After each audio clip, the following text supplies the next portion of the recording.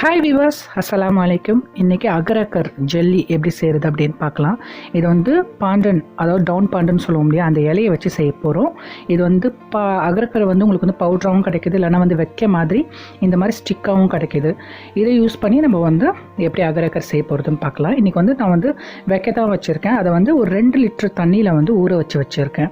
இதுக்கு தேவையான பொருள் வந்து கண்டிப்பாக இந்த வந்து அகரக்கர் வேணும். ஒரு முட்டை, சர்க்கரை எடுத்திருக்கேன், தேங்காய் பால், அப்புறம் டவுன் பாண்டி இலை, லைட்டாக வந்து உப்பு. உங்களுக்கு வந்து இனிப்பு பத்தலை, சர்க்கரை பத்தலைனாக்கா நீங்கள் வந்து ஜீனி கூட ஆட் பண்ணிக்கலாம்.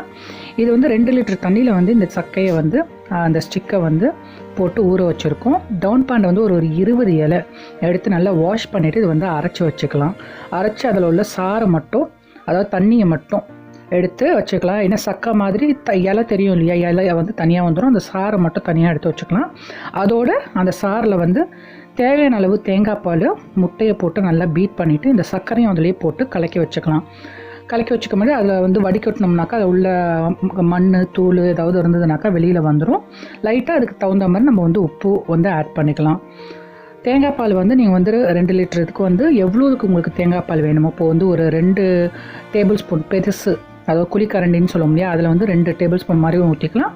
இல்லைனா வந்து நீங்கள் எவ்வளோ வந்து நீங்கள் தண்ணி எடுக்கிறீங்களோ, எவ்வளோ வந்து அந்த ஸ்டிக் எடுக்கிறீங்களோ அதுக்கு தகுந்தா போல் நீங்கள் வந்து தேங்காய் பால் யூஸ் பண்ணிக்கோங்க. உப்பும் நீங்கள் வந்து அதுக்கு தகுந்த மாதிரி யூஸ் பண்ணிக்கோங்க.